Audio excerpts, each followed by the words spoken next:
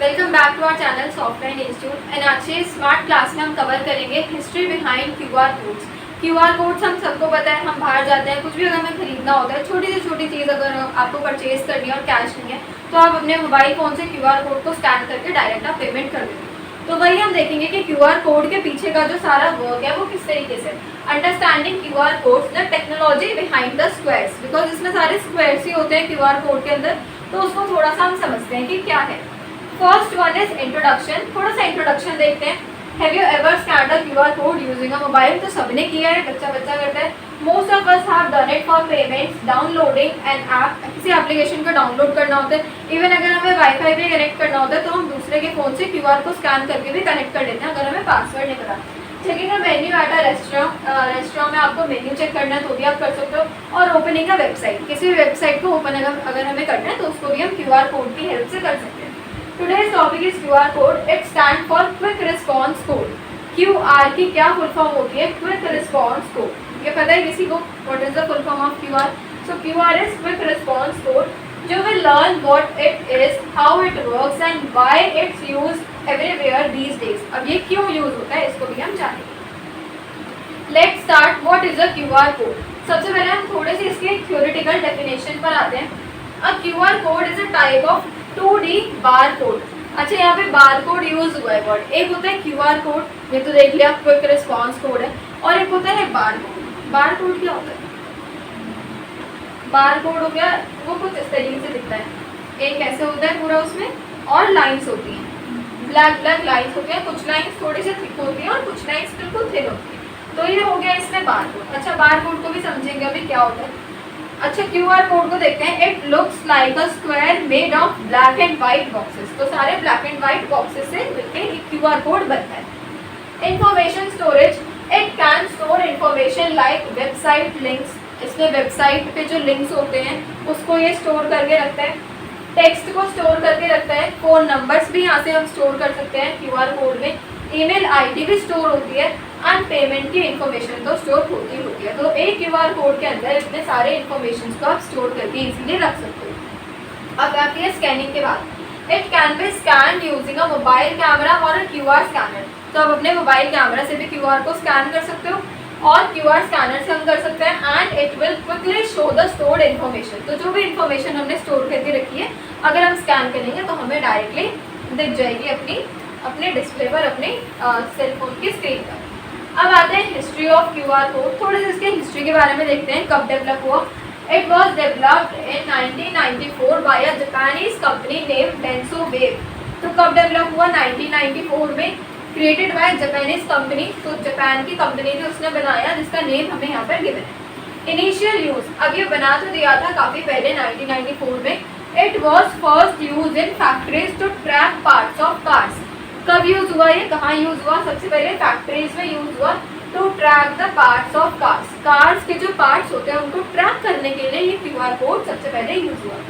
Letter adoption, later it became a popular in shops, advertisement and digital payment. तो उसके बाद ही use में आने लग गया था, कहाँ पर? शॉप्स में यूज आने लग गया, एडवर्टाइजमेंट्स में एंड डिजिटल पेमेंट्स के लिए भी हम क्यूआर कोड को यूज करने लगे। तो ये चीज़ हमारी क्लियर होगी कि हिस्ट्री क्या थी। उसके बाद आते हैं how it works.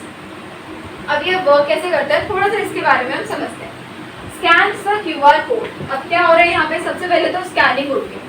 You scan the QR code using a mobile camera. Camera से हमने स्कैन किया, कैमरे ने स्कैन करने के बाद क्या किया? रीड किया उस पैटर्न को। कौन से पैटर्न को? The camera reads the black and white pattern. उसके अंदर जो पैटर्न बना हुआ है वो हमारे कैमरे ने उसको रीड किया।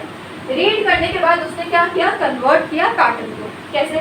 The scanner converts that pattern into text, a link और अ नंबर। अब वो उसमें कन्वर्ट करेगा, या तो टेक्स्ट में कन्वर्ट होगा, या लिंक में कन्वर्ट होगा, या नंबर में कन्वर्ट होगा। Displays the result, the result appears on your screen instantly. तो जो भी इन्फॉर्मेशन उसके अंदर स्टोर होगी वो हमारी स्क्रीन पर डिस्प्ले हो जाएगी। उसके बाद ये आ गया इसमें डिस्प्ले द रिजल्ट। तो पहले स्कैनिंग हुई, स्कैन के बाद रीड किया गया, रीड करने के बाद इसने कन्वर्ट किया, टेक्स्ट में हो सकता है, नंबर्स पे हो सकता है, या फिर लिंक में हो सकता है, और उसके बाद रिजल्ट हमारे पास आ गया। A QR code store data in a form of black and white squares. It has 3 big squares in corners. तो एक चीज़ तो हमने कॉमन देखी है कि एक क्यूआर कोड होता है उसमें 3 बॉक्सेस कॉमन होते हैं। वो सब में नहीं होते हैं और ब्लैक कलर के बड़े बड़े से होते हैं अलग अलग डायरेक्शन में, तीनों एक साथ होते हैं। ये एक हो गया हमारा बॉक्स और यहाँ पर ये वाला एक रहेगा, यहाँ पर एक रहेगा और एक यहाँ पे रहेगा। तो ये तीन तो अपनी पोजीशन पे रहते ही रहते हैं, जो तीन बड़े वाले स्क्वायर्स होते हैं। तो वही लिखा है 3 big squares in the corners, these are called position markers. इनको पोजीशन मार्कर्स बोलते हैं हम। They help the scanner understand the direction of the QR code. तो ये हेल्प करते हैं किसको? स्कैनर को हेल्प करते हैं कि वो डायरेक्शन पता कर ले किसकी? QR कोड की। The result of the square stores the actual data. और जो रेस्ट ऑफ द बाकी के सारे स्क्वायर्स होते हैं, जो छोटे छोटे स्क्वायर्स हैं, जो मेन डेटा है वो उनके अंदर स्टोर रहता है। बिकॉज ये वाले 3 स्क्वायर तो हर QR कोड में रहते ही रहते हैं। तो जो छोटे वाले स्क्वायर्स होते हैं पूरे इस वाले सेक्शन में, उनमें डेटा हमारा एक्चुअल डेटा जो है हर एक पर्सन का, हर एक शॉपकीपर का उसमें स्टोर रहता है। ये हमने देख लिया। अब आ जाते हैं टाइप्स ऑफ QR कोड। तो इसमें भी 2 तरीके के टाइप्स हैं, again static and dynamic. Static once created it can not be change. Again static का ये मतलब होता है कि एक बार बन गया उसके बाद वो चेंज नहीं हो सकता। For example a QR code printed on a product for a company details. अब ये कंपनी की डिटेल्स के लिए प्रिंट हो गया तो ये ऐसा ही रहेगा, इसको आप बार बार नहीं चेंज कर सकते। Dynamic, you can edit the data behind the code without changing the code image. Code की इमेज को ना चेंज करके इसके जो पीछे का जो हिस्ट्री है, इसके जो पीछे हमने डेटा को स्टोर किया है उसको आप चेंज कर सकते हो। Use in marketing, business promotions etcetera. तो जो बिजनेस प्रमोशंस हो गए, जो मार्केटिंग जो करते हैं, अपनी मार्केटिंग अपने ब्रांड्स को प्रमोट करते हैं, उसमें भी हम इसको यूज़ कर सकते हैं डायनामिक QR कोड्स।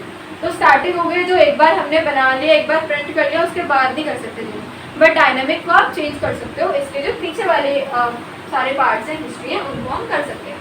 अब आते हैं usages of QR code in daily life. कहाँ कहाँ पर होते हैं ये हमें पता है। पेमेंट्स के लिए गूगल पे, फ़ोन पे, पेटीएम ऐप यूज़ कर दो। मार्केटिंग में पोस्टर्स, फ्लायर्स, एडवर्टाइजमेंट्स, इसमें यूज़ होता है। वेबसाइट में किस लिए यूज़ होता है? To open the website, to quickly open a site. किसी भी साइट को क्विकली जल्दी से ओपन करने के लिए हम QR कोड को स्कैन करके कर सकते हैं।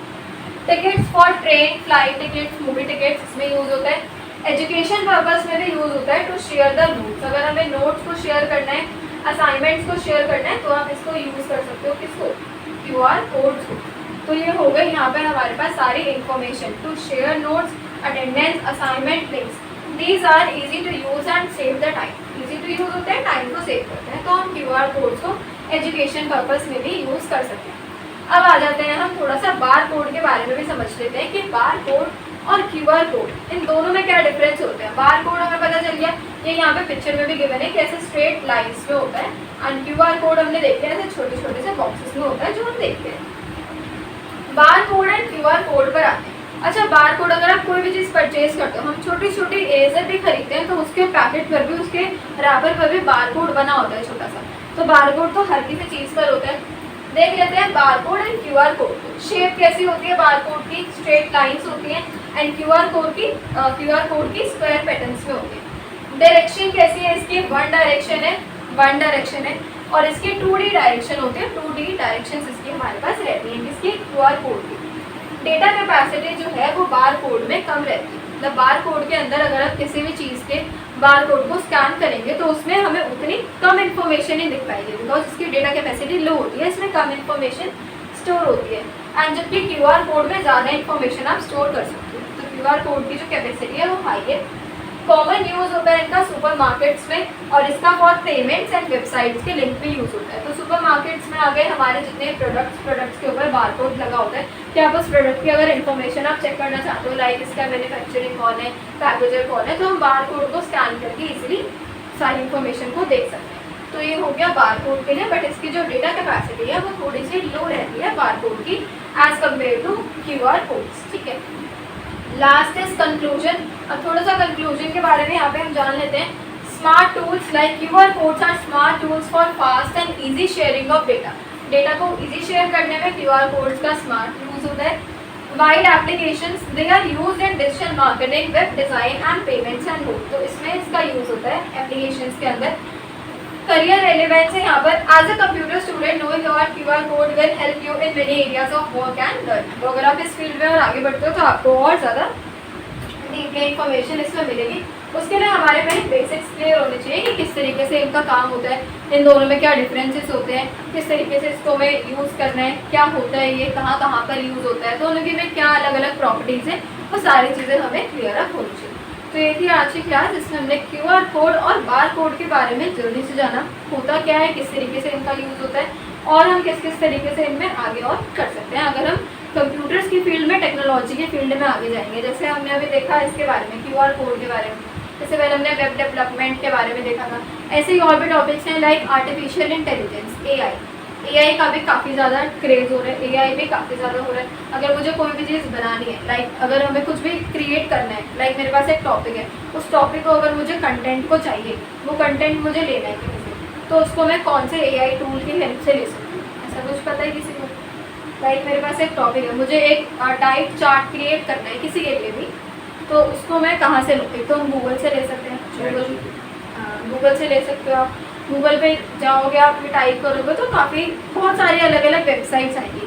बट अगर मुझे वेबसाइट्स को यूज़ नहीं करना, मुझे एक पर्टिकुलर चाहिए तो मेरे पास सिर्फ आ जाए, तो मैं उसको ले सकती हूँ ChatGPT की हेल्प से। वो भी एक अच्छा टूल है। आपने जाके गूगल पे सर्च करना है ChatGPT, वहाँ पे आप लिखो, लिखने के बाद उसमें आपके पास बहुत सारे अलग अलग आ जाएंगे प्लेटफॉर्म्स की, आपने मतलब बेस बता देगा वो कि आप इस तरीके से बना सकते हो। फिर आपको अपने अकॉर्डिंग जो भी सही लग रहा है उसको सिलेक्ट करके हम अपना डाल सकते हैं। तो ऐसे ही अलग अलग तरीके की वेबसाइट्स हैं, अलग अलग तरीके के AI टूल्स हैं, जिनको यूज़ करके हम अपना डेली का जो वर्क है उनको हम ईजी बना सकते हैं, अगर हम कंप्यूटर्स में, अगर आप टेक्नोलॉजी में आगे वर्क करते हैं। ठीक, तो ये थी आज की क्लास। इसी तरीके की मोर इंटरेस्टिंग वीडियोज़ के लिए बने रहिए चैनल पर। Thank you so much for watching.